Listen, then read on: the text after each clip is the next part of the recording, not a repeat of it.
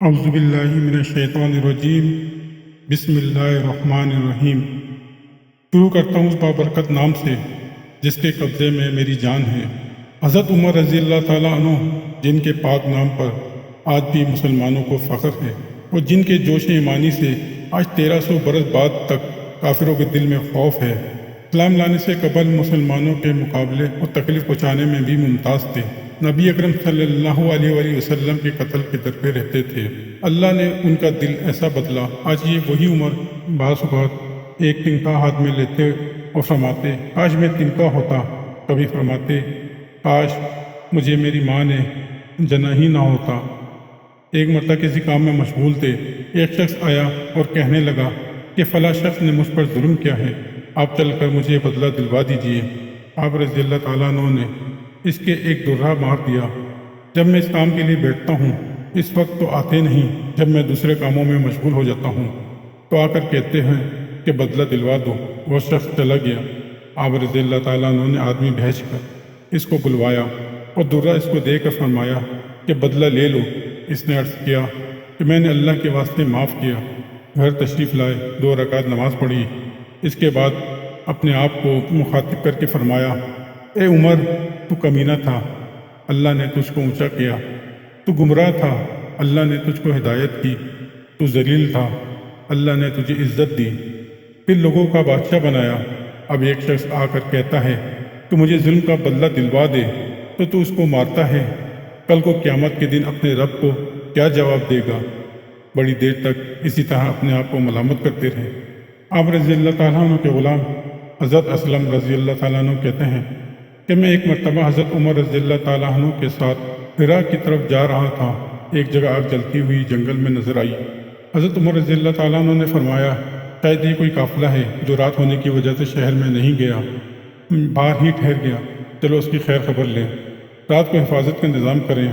وہاں پہنچے تو دیکھا ایک عورت جس کے ساتھ چند بچے ہیں جو رو رہے ہیں اور چلا رہے ہیں، اور ایک دیگچی چولہے پر رکھی ہے جس میں پانی بھرا ہوا ہے اور اس کے نیچے آگ جل رہی ہے۔ انہوں نے سلام کیا اور قریب آنے کی اجازت لے کر اس کے پاس گئے اور پوچھا کہ بچے کیوں رو رہے ہیں؟ عورت نے کہا کہ بھوک سے لاچار ہو کر رو رہے ہیں۔ دریا فرمایا کہ اس دیگچی میں کیا ہے؟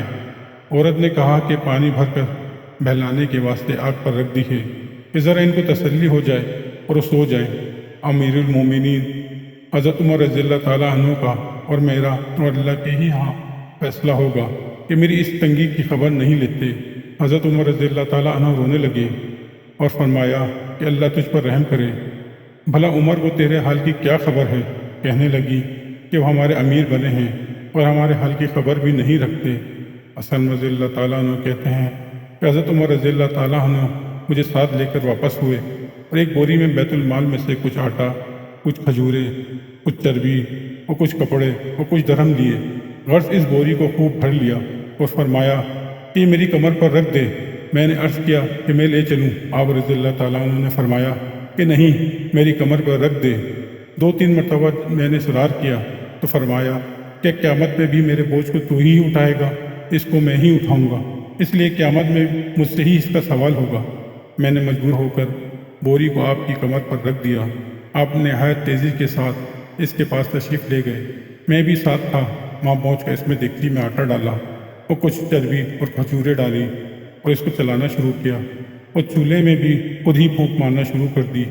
اسلم رضی اللہ تعالیٰ عنہ کہتے ہیں کہ آپ کی گنجان داڑھی سے دھواں نکلتا ہوا میں دیکھتا رہا حتیٰ کہ حریرہ سا تیار ہو گیا۔ اس کے بعد آپ رضی اللہ تعالیٰ عنہ نے اپنے دست مبارک سے نکال کر ان کو کھلایا۔ وہ سیر ہو کر خوب ہنسی خوشی کھیلنے میں مشغول ہو گئے اور جو بچا تھا وہ دوسرے وقت کے واسطے ان کے حوالے کر دیا۔ وہ عورت بہت خوش ہوئی اور کہنے لگی اللہ تعالیٰ تمہیں جزائے خیر دے، تم تھے اس کے مستحق کے بجائے حضرت عمر رضی اللہ تعالیٰ عنہ کے تم ہی خلیفہ بنائے جاتے۔ حضرت عمر رضی اللہ تعالیٰ عنہ نے اس کو تسلی دی اور فرمایا کہ جب تم خلیفہ کے پاس جاؤ گی تو مجھ کو وہیں پاؤ گی۔ حضرت عمر رضی اللہ تعالیٰ عنہ اس کے قریب ہی ذرا ہٹ کر زمین پر بیٹھ گئے۔ وہ تھوڑی دیر بیٹھنے کے بعد چلے آئے اور فرمایا کہ میں اس لیے بیٹھا تھا کہ میں نے ان کو روتے ہوئے دیکھا تھا، میرا دل چاہا کہ تھوڑی دیر ان کو ہنستے ہوئے بھی دیکھوں۔ صبح کی نماز میں اکثر سورہ کہف، طٰہٰ وغیرہ بڑی صورتیں پڑھتے اور روتے کہ کئی کئی صفوں تک آواز جاتی۔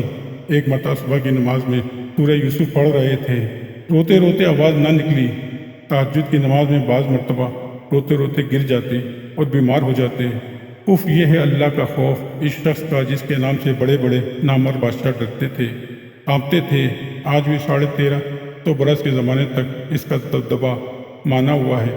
آج کوئی بادشاہ نہیں، حاکم نہیں، کوئی معمولی سا امیر بھی اپنی رعایا کے ساتھ ایسا برتاؤ نہیں کرتا۔